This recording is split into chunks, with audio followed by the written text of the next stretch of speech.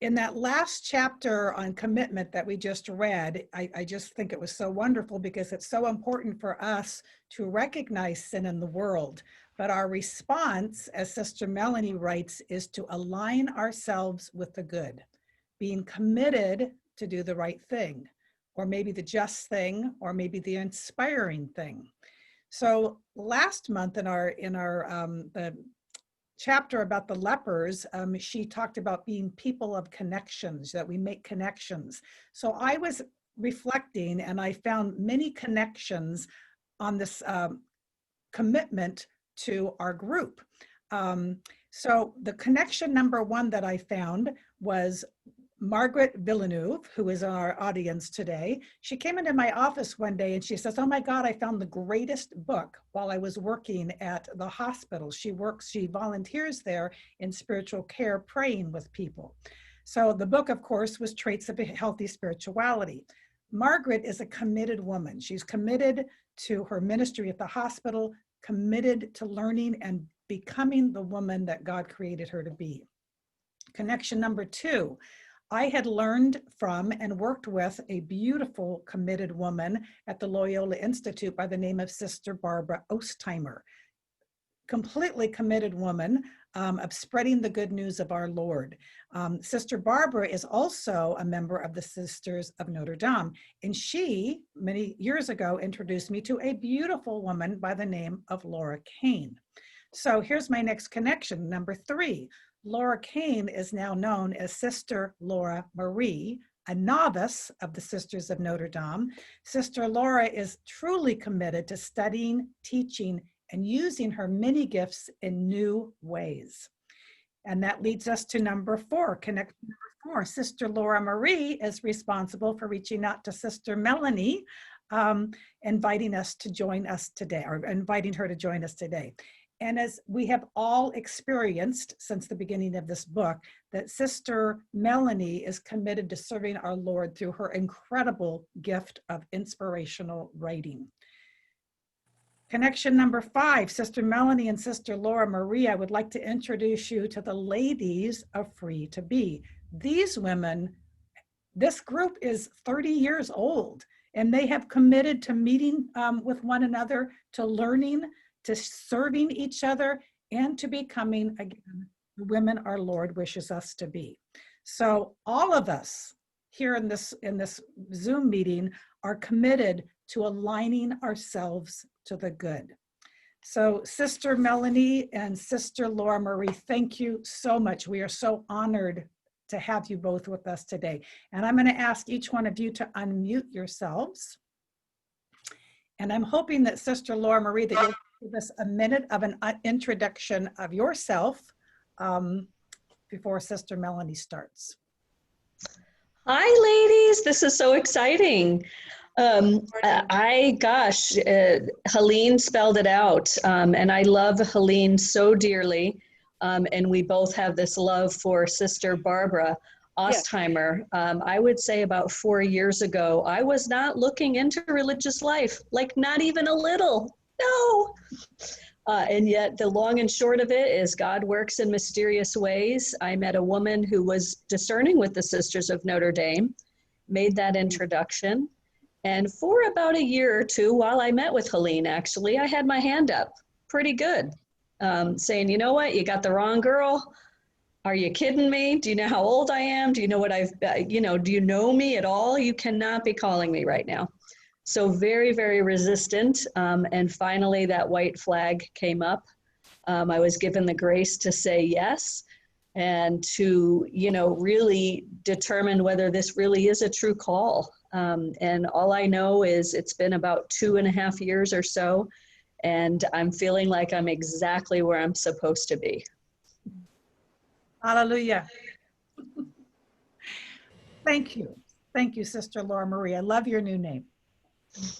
Now, Sister Melannie, we know you from your book, and that's all we know, but we're so excited to have you share how the book came to be and about yourself. So take it over, Sister Melannie. Thank you, Helene, and thank you, Laura, for having the courage to invite me to this. It is seldom that a writer gets to talk to people, to engage in a conversation with people who are actually reading the book or whatever. So this is a gift to me, and I know that I will be inspired and encouraged and challenged by all of you. So I really appreciate that. I thought I'd begin with a little bit of background on the book, how it came to be. I was working with the Jesuits at the time. I had been novice director for my own congregation for 6 years. Then I went back into high school teaching for 5 years. And then I was hired by the Jesuits. Whoa, pinnacle, you know, to be hired by the Jesuits. And I worked in their novitiate in Detroit at that time. It was the provinces of Chicago and Detroit, but they had one novitiate. And while I was working there, I got a request from a vocation magazine to write an article about what are some of the signs you look for in people who think they might have a vocation to religious life. What are some of those signs? And so I discussed it with the other two novice directors, both Jesuits, and I talked to some of my friends and that, and I came up with about 5 or 6 signs, and I wrote the article, and I can't find the article right now. I am in the midst of moving. 2 weeks from tomorrow, I move to our provincial center. I've lived in this old convent for 15 years. The Sisters of Notre Dame have been in this convent since 1962. And the house was built in 1848. Wow. So anyway, I'm in the midst, so my room is a mess. I'm glad all you can see is me and maybe a little bit of my wall, because I have boxes, file cabinets, everything all over the place. But anyway, how did I get onto that? Anyway, oh, I couldn't find the article that I was going to show you.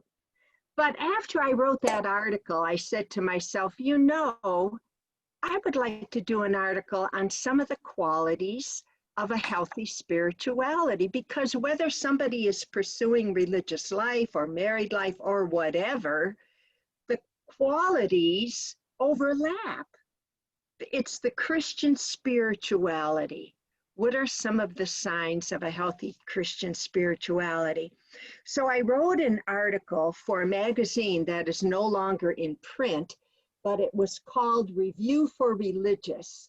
And it was aimed at women religious, but then it became more expansive and was also speaking to male religious and then to lay people too. And the title of the article was, How Am I Doing? Signs of a Healthy Spirituality. And I picked out for this article 5 signs. Connection with others, a sense of our connectedness with others, which is what you were talking about, Helene, those connections with other people. Good friends. You know, sometimes I don't think we give ourselves credit for the ability to enter into relationships and to sustain some relationships for many, many years. That is a great gift and a great sign of a healthy spirituality. Wonder, that we're capable of reflecting on reality, on our lives. The 4th one was to possess a healthy self-concept, to know the fact I am basically good. I am created by God, so I am good. At the same time, I am a sinner. It is an aspect of my personality, if you want to say that. I am capable of not measuring up to some of the ideals that I hold. So that's healthy to have both of those and not just one or the other. And then to be able to live graciously with adversity and ambiguity. And I really believe that is a call, especially for an adult, to be able to live with a certain amount of ambiguity, not clearly right, not clearly wrong, not clearly good, not clearly bad, however you want to do it. And one reason I think why we have such a rise in fundamentalism, whether it's in religion or whether it's in politics or social structure, I think is because we have a hard time with loose ends. So we have to be able to live with ambiguity. And then the sixth one was gratitude, with gratitude. And the seventh one, of course, was prayer. So those were the seven. After I wrote that, I said to myself, I think I have a book here. Mm-hmm. I think that I could come up with other signs of a healthy spirituality and try to interpret that Christian spirituality with many times observable characteristics, you know.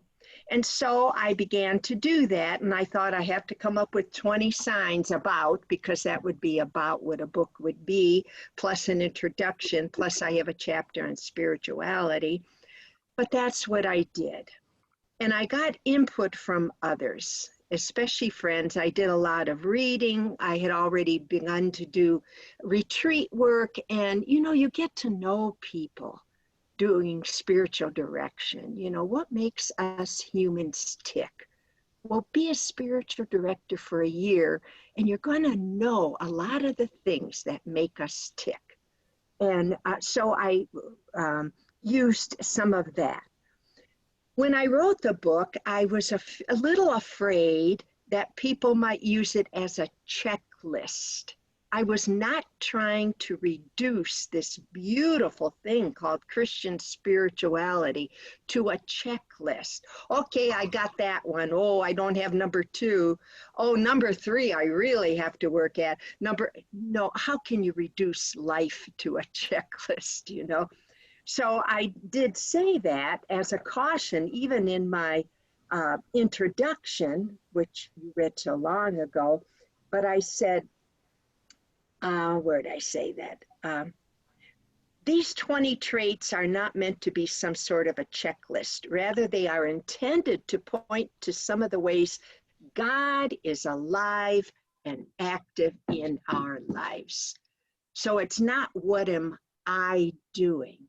It's what is God doing in my life? And I also wanted to make it clear that Christianity, Christian spirituality at its best allows and encourages a wide variety, that it is not monolithic. And yet there's a temptation, I think, to say, well, if you are a Christian, then you, well, yeah, there are some things we share in common simply because we are Christian. We all pray, but that prayer can look very different. My way to pray might not be your way to pray. We all have a devotion, let's say, to Mary. We hold Mary in esteem, but that Marian devotion can look different, Some of us see her as mother. Some others might see her as sister who is walking beside me, or as disciple. She's a fellow disciple of Jesus. So I wanted to highlight the fact that it's not monolithic. And the church, when the church is good, or the church at its best, encourages this a variety of expression at its best. And then I thought I better do a chapter on spirituality, because that can be defined in 100,000 different ways, maybe. But my definition is a very simple one, going to back to St. Paul. And to Teresa's prayer, Teresa of Avila's prayer, Christ has no body now but yours.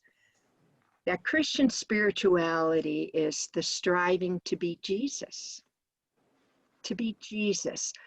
but not to go back to first century Palestine, but to bring Jesus to 21st century United States of America or to our global world.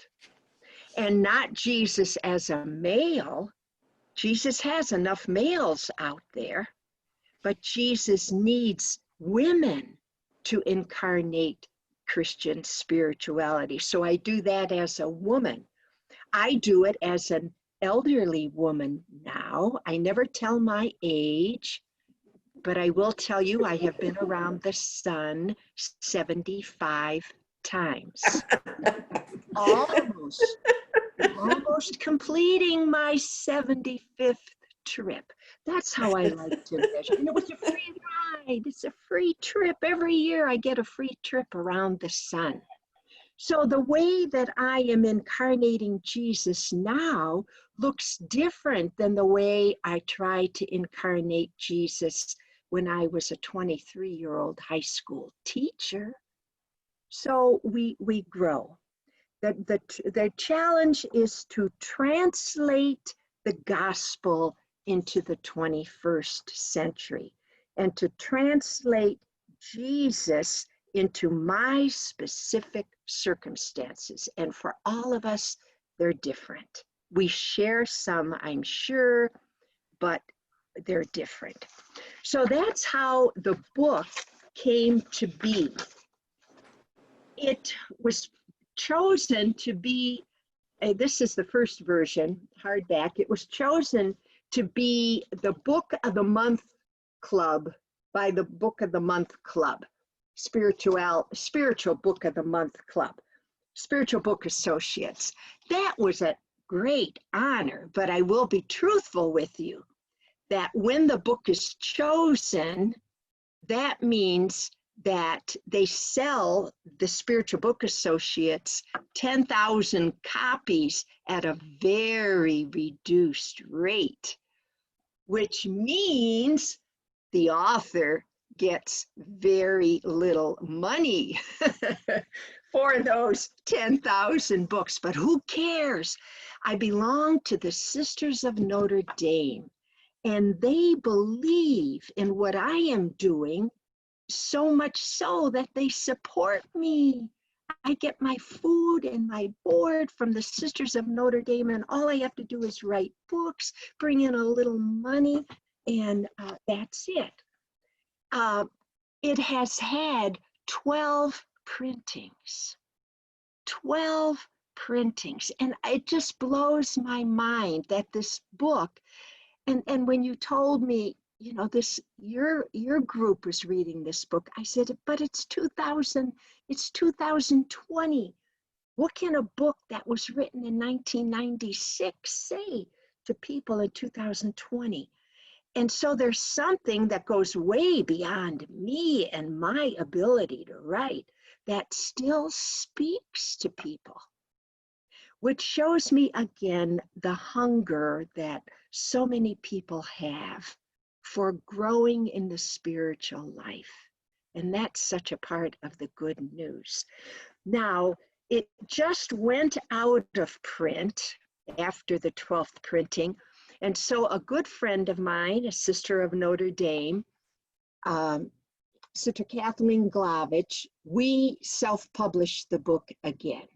So you will see this version on Amazon, and it has a flower cover. And she's the one who took my book and set it up. I don't know how, oh, you have that version too. Set it up to do this. So I'm grateful. I'm grateful to her. There's a part of me that says the book should be updated. Well, I did update it a little bit along the way, but hardly at all. Because when I write a book, I try not to put in things like fads or things like that, TV shows or popular movies or things like that, that is going to date the book within a couple years. So you will notice that they're missing, you know, that there aren't a lot, but there's probably a few in there. So that's a tip if you want to write a book. Don't put things that are going to date your book in 2 years, you know. But anyway, I figure if the book helps even a couple people, then I am gratified, you know. I thank God, and it's people like you that encourage me to sit at my laptop and continue this thing called writing. And sometimes I just say, does anybody read this stuff, you know? And it's always the temptation of writing. You're always ready to give it up, which is the evil spirit too, you know. Anyway. Okay, so that's what I wanted to say about the book. Now, Helene, direct me. Do I do the questions that were submitted, or do you open this up, or do you go into groups, or what do you want? Let's do the Helene? questions. Let's Pardon me? let's do the questions. Okay, I will do the questions, and these were fun. I enjoyed these, you know? I used to always tell my students, they would ask a question and I'd get so excited. And I can still remember one boy saying, "You get so excited over our questions more than our answers," you know? And I said, true, because your questions are showing that you're thinking and you're going beyond the simple answer, you know? Okay, the first question. How do we or I know we are making progress on a healthy spirituality? How do we know? Well, progress is important to us. I put down that making progress is really a mark of our culture, I believe. We're always trying to measure. Progress helps us to keep going ordinarily. So we want to see progress.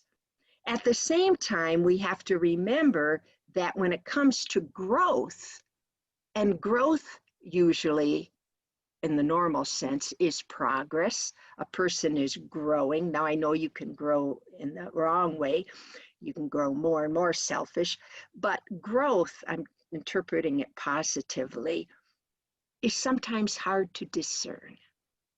It's almost imperceptible. So we have to keep that in mind, that we're not necessarily going to see clear progress every day to be able to say, boy, today's prayer was so much better than yesterday. I must have grown, you know. God, ordinary, how long does it take to form a baby? You know, it doesn't just happen. God is a God of slow growth or ordinarily. But the measure of a healthy spirituality ultimately is that taking on the mind and heart of Jesus. And so we could just ask ourselves, am I growing more and more like the person of Jesus? Well, what does that mean? Am I going in inclusive love? Am I growing in attention to the poor? Am I growing in sensitivity? Am I growing in trust in God, even when we are experiencing a Calvary? There's many of us with the COVID virus are experiencing. I'll give you an example, and I think this kind of answers the question.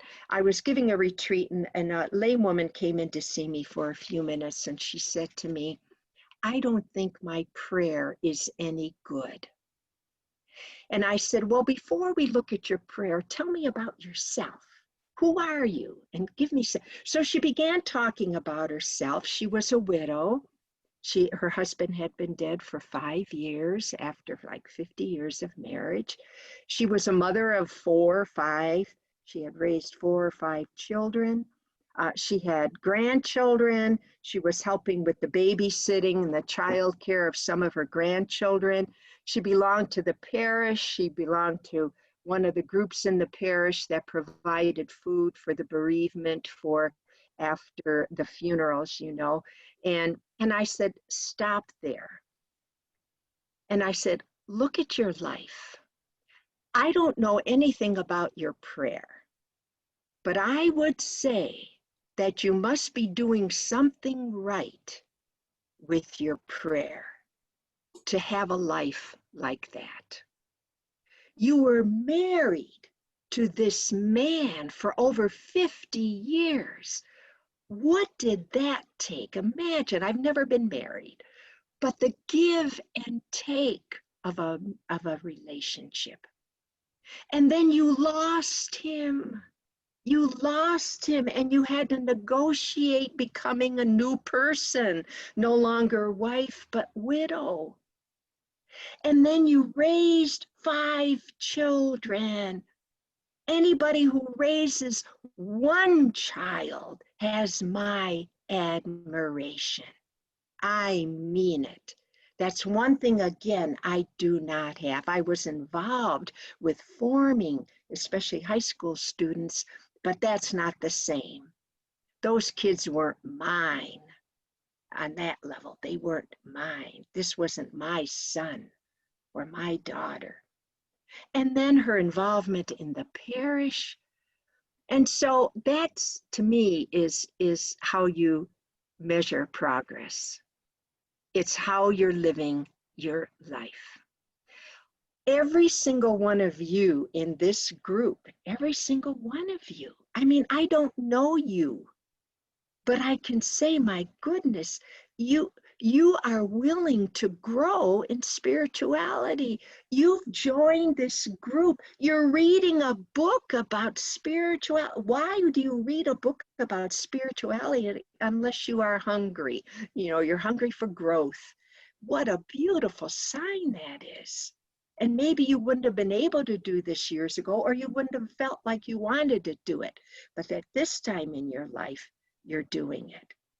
So I hope that answers that a little bit, you know, becoming having the mind and heart of Jesus. But don't worry about it. Don't worry about progress. Leave the progress to God. You know, that's what I like to. I've got too many other things that I'm worried about rather than, you know, how much progress am I making in the spiritual life? Someone has said that the best spiritual director is your life, your specific life. Let your life teach you. God is using your life to bring you to fullness, to holiness, to maturity. Allow that life that you have been given to do that. Another question, why do I feel on fire at times for the Lord and other times nothing makes sense? And actually, I feel I'm running away from him. Okay, I just wrote a few notes. Life is a series of ups and downs. It's not a straight road. There's ups and there's downs. There's peaks and there are valleys. Accept that fact. Life is, there's a series of seasons in life. Sometimes we're in winter, sometimes we're in spring. And we have to get comfortable with those changes in our life. Sometimes we feel close to God. Sometimes we do not. Sometimes we believe everything the church teaches. Oh, I believe. And there are some times, and I'll be the first to admit this, where I say on some days, I don't believe a thing. I hope that doesn't shock you. It could be the mood I'm in. It could be a lot of things, or it could just be, I'm having a bad day. Jesus had a couple bad days too, long before Calvary. I won't go into that. But anyway, so we have to look favorably upon doubts even. Doubts are not necessarily a sign that we are losing our faith. Doubts, to my mind, means this is a time for growth. that what sufficed before is not sufficing now. The image of God we had is not going to carry us through this. So something's got to happen to our understanding and appreciation of who God is. So these doubts are normal, and they can be blessings. They can be blessings. The faith you had as a teenager is not the faith you have now, and it wouldn't suffice. It was fine for when you were a teenager. It got you probably through a lot of things. And there are times we feel like running away, and it's okay to run away. It's okay to run away from God, because God's going to find you. Jesus gave us three beautiful parables about the sheep that wandered, the little coin that rolled into the corner maybe, or under the bed, or wherever it went, and of course the prodigal son. So run away from God, because God is going to get you, and I mean that in the best sense of the word. God's love will be wherever you run to, even before you get there. How do we stay encouraged? I put by showing up for prayer. Just show up day after day, but nothing happens. Show up. It's not your duty to make something happen. I will put the responsibility primarily on God. We are to be open. And if I get an insight or I get a beautiful consolation, then we thank God for that. But if nothing happens, I'm there in case it does.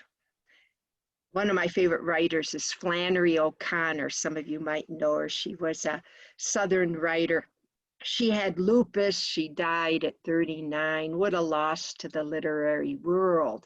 But anyway, she used to say, and I believe this as a writer, I go to my typewriter every morning at 9, and I'm there till noon.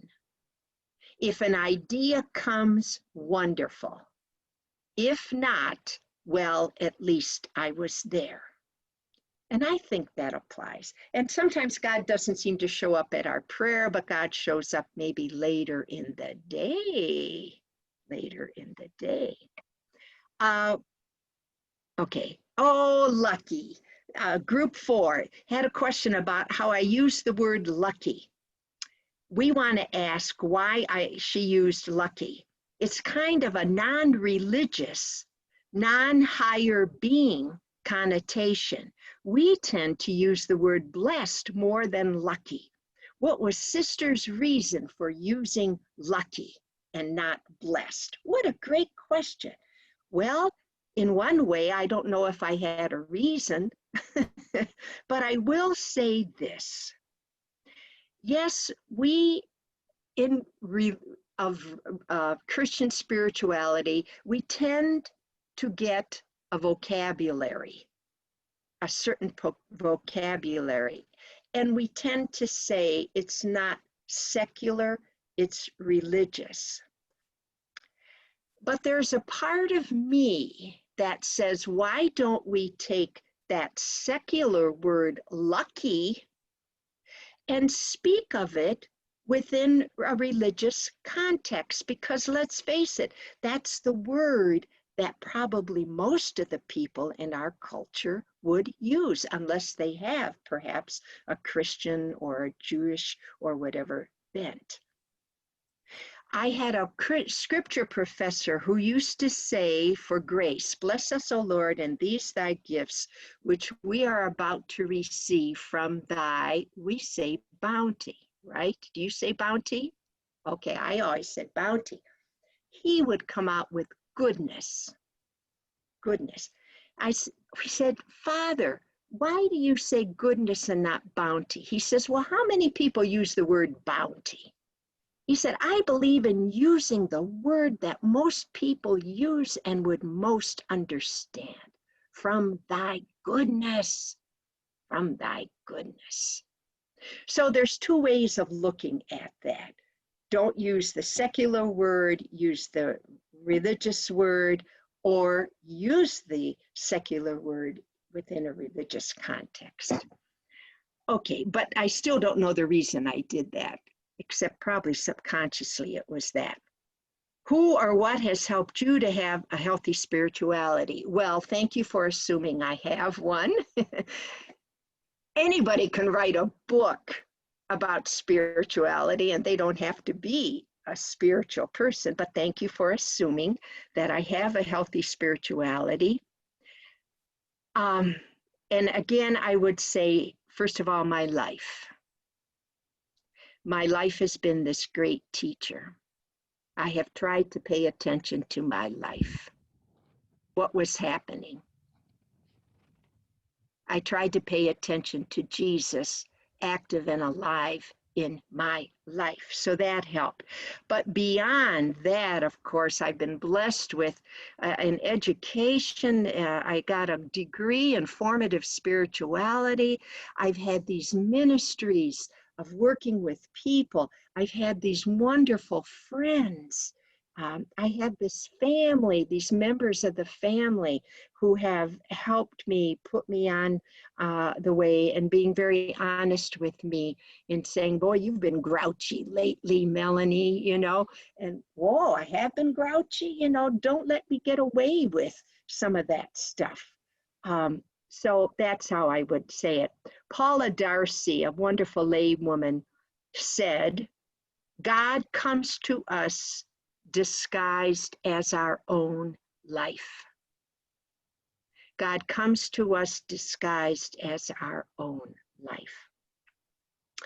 Number 6, the poems in the book. Okay, did you write them for the book, or had you written them before? I wrote them for the book.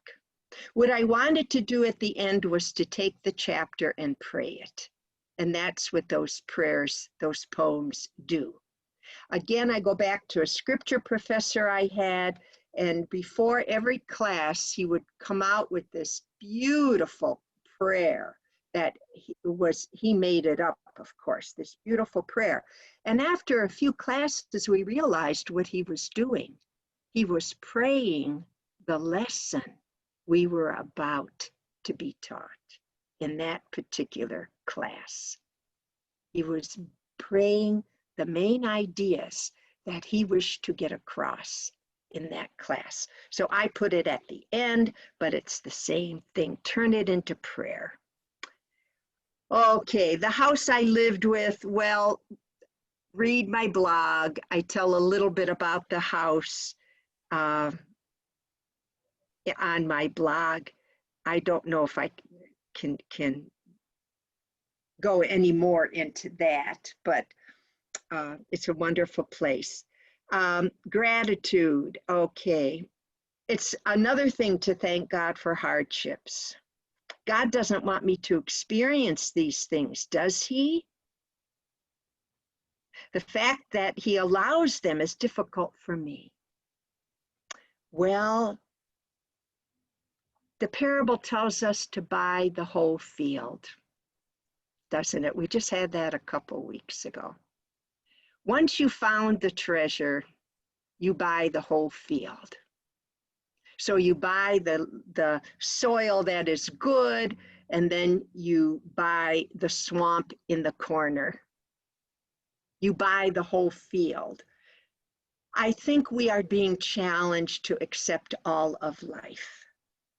And we don't know exactly how it all fits together, but we know pain and sorrow and hardship, they are part and parcel with human life.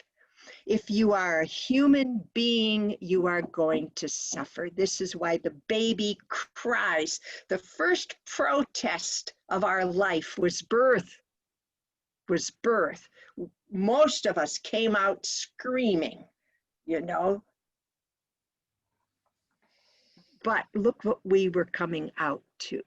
For most of us, we were coming out to people who loved us, who were going to show us what love means. We were going to see a puppy and love puppies. We were going to taste strawberries. We were going to read a book that moves us or a poem that moves us. So I would just say buy the whole field. Life is difficult. I say that in one of the chapters, but the beauty is that God is with us in our hardships, no matter what we are enduring. And that's worth more than not having hardships, God's presence. And our hardships humanize us. We grow in sensitivity, we grow in understanding, we grow in patience because we have had things that were hard if we incorporate them into our lives. And the last question, am I taking too long? Please, please, please. Okay, this was the last question on forgiveness. To truly forgive, do we have to forget? And I know people say we should forget, and you will achieve true forgiveness once you have forgotten. But a couple years ago, this young woman in Cleveland was shot in the face by her boyfriend. Now, how could she forget that? All those surgeries, every time she looks in the mirror, she knows the terrible wrong he did to her. I think life does that to us sometimes, that we have scars. And if you have any scars, you can't forget what they were caused by. The risen body of Jesus carried the wounds. So even Jesus's risen body did not forget the crucifixion,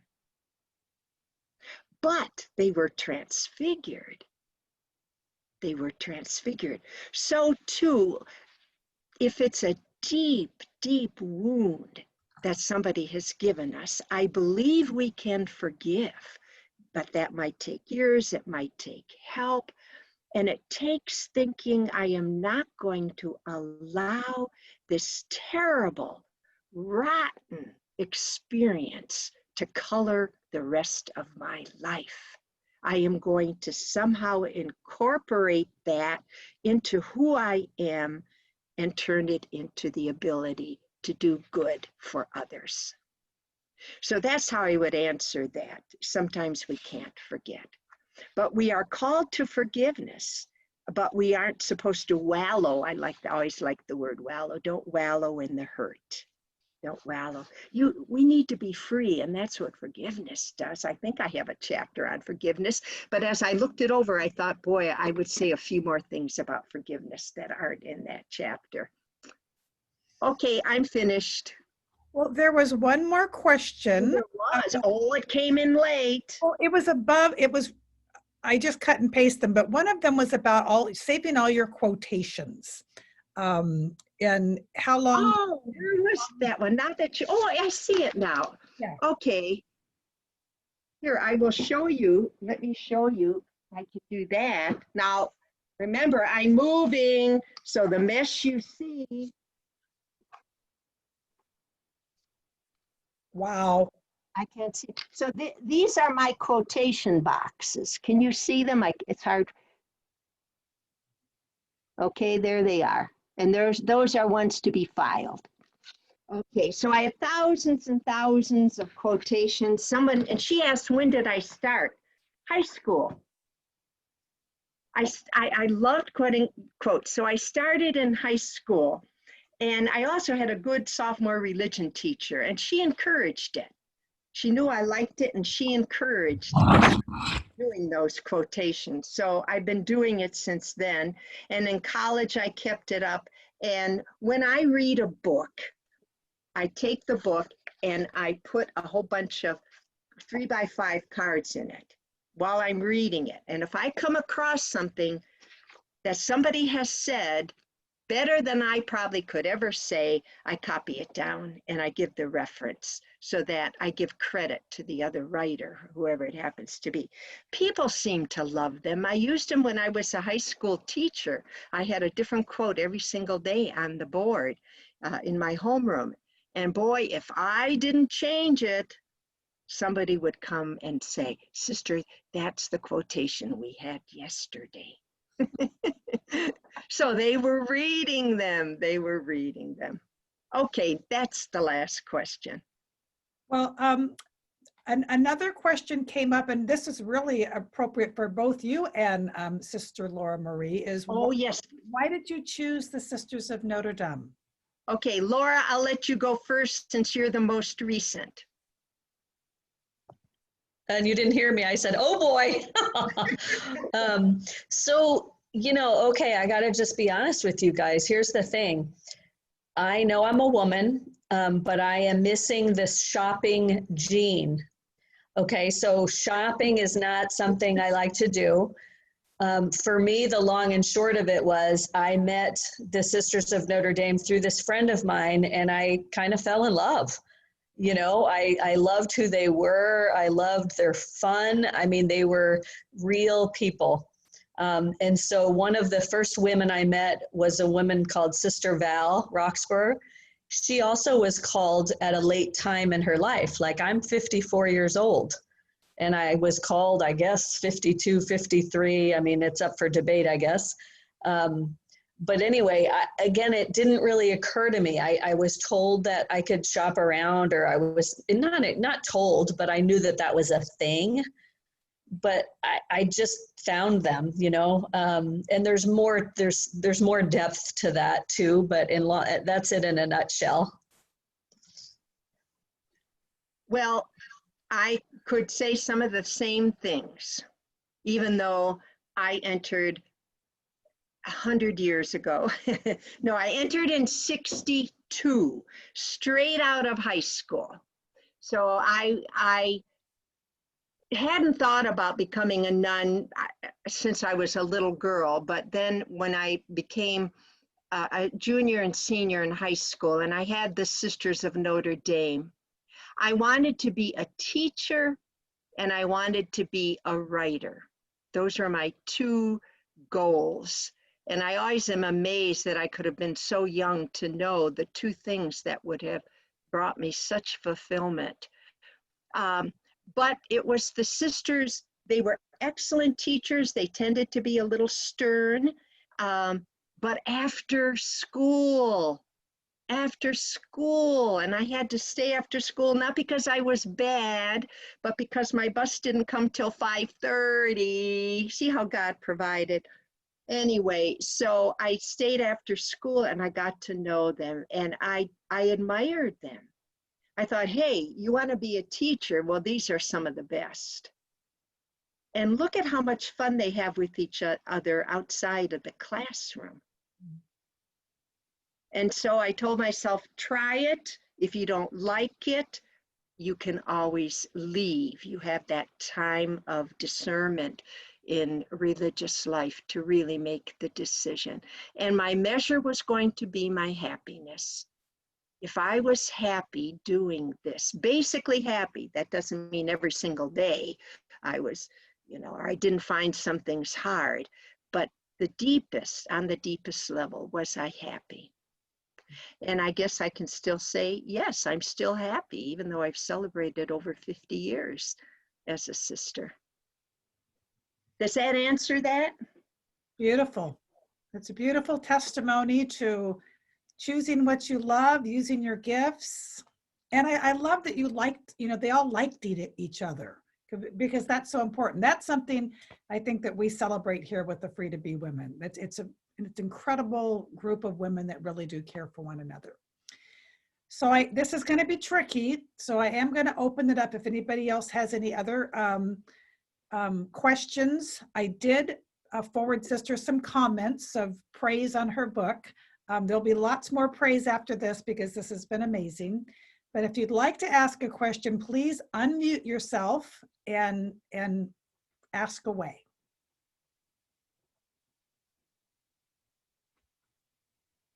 Sister, how do we log on to your blog?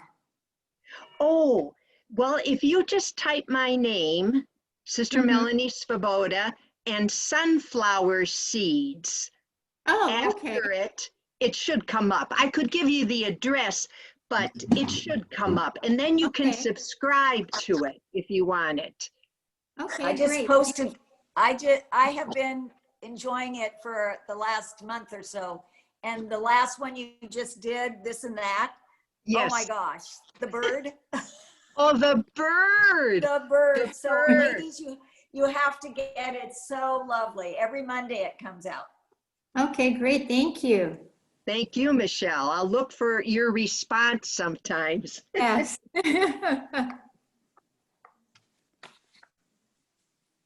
You probably got one from me. Nancy. Nancy. Is this Nancy? Nancy. Yeah. I really enjoy it. Thank you. Oh, well, thank you. See, it's exciting to meet a blog reader. What I love about the blog, I get immediate feedback. And I am so inspired by people's responses and comments. I have some friends that say, well, I read your blog on Monday, but then I go back on Friday to see what everybody has said about it. You know, It is. It's many delightful. comments. Thank you Such a so much. positive. Thank you. Thank you. Yes, Maureen. Your name was also familiar to me when we got your book, because I've been reading some of your comments for several years in this Living with Christ missalette. Yes, I write for that. And Living Faith, some of you might be familiar with Living Faith. And Now Give Us This Day. They're all kind of the same things. They're for every day, a little everyday reflection. Yes, that's put out by my publisher, 23rd. So I've been writing for them for years. Yes. Thank you. Thank you, Maureen. Also, can I ask you why you use the term sunflower seeds for your blog? If you go to my blog, the explanation is there. There's a couple reasons. One of the main reasons is because I love sunflowers, but there's a couple other reasons. And so it'll be right on the blog.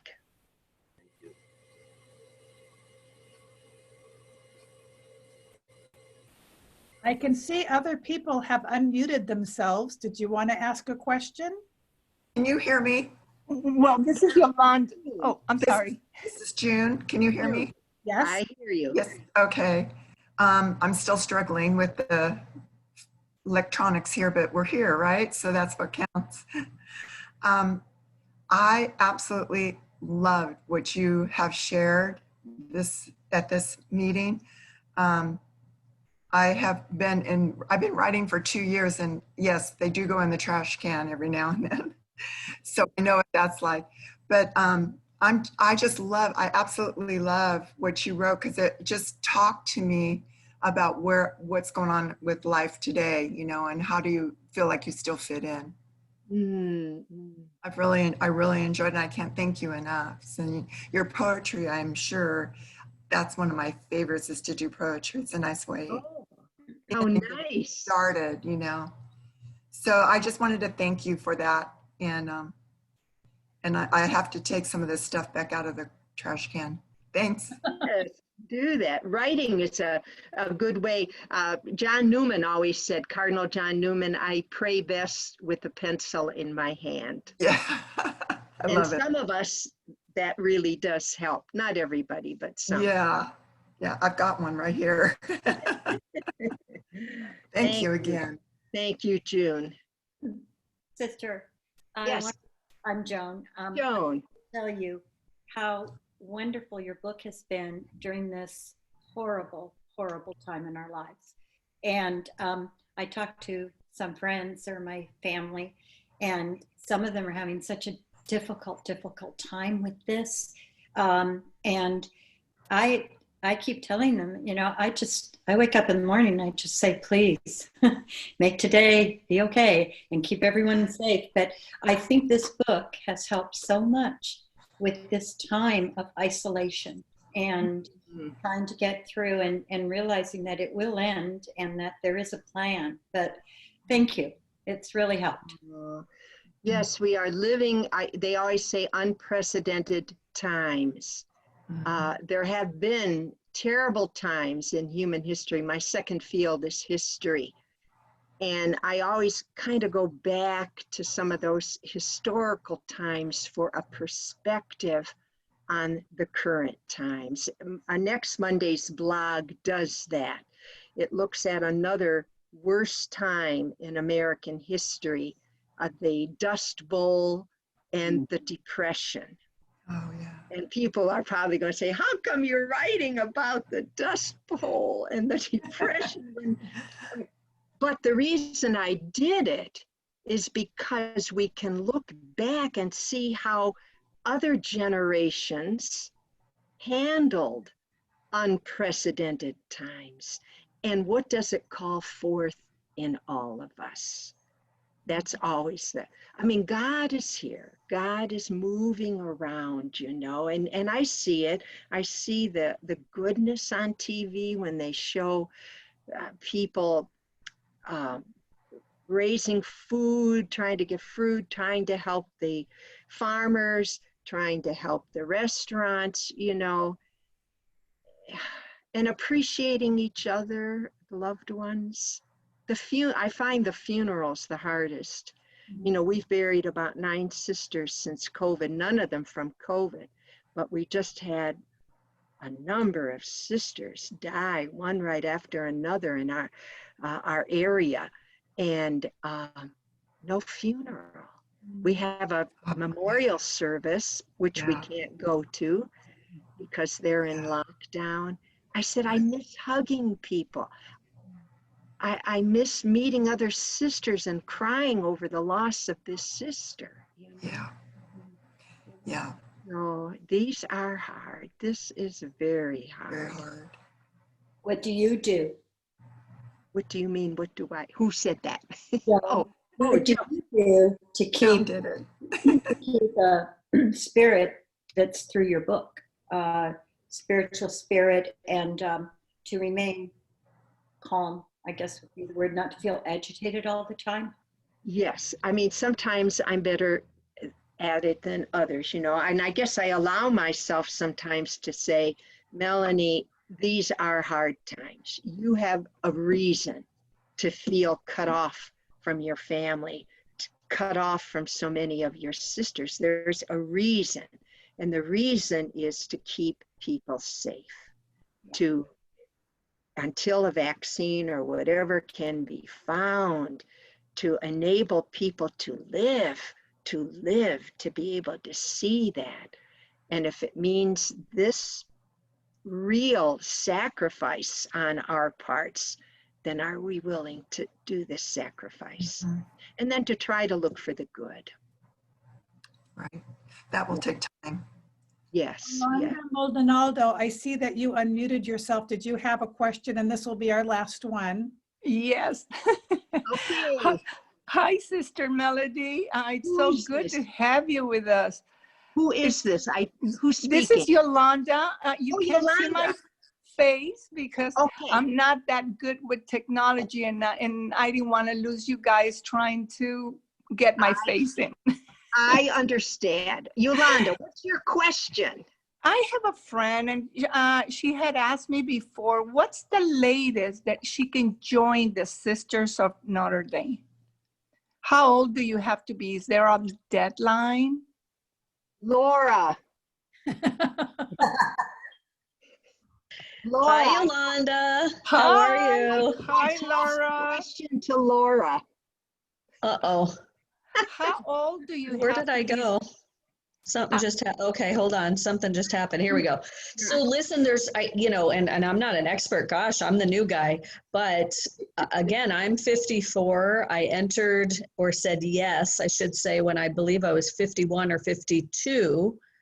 And here's the thing, I don't know that there's a cutoff per se. I don't think there's one specific age at this point because of the, it's really evolving religious life right now. There's a lot of changes and a lot of things happening.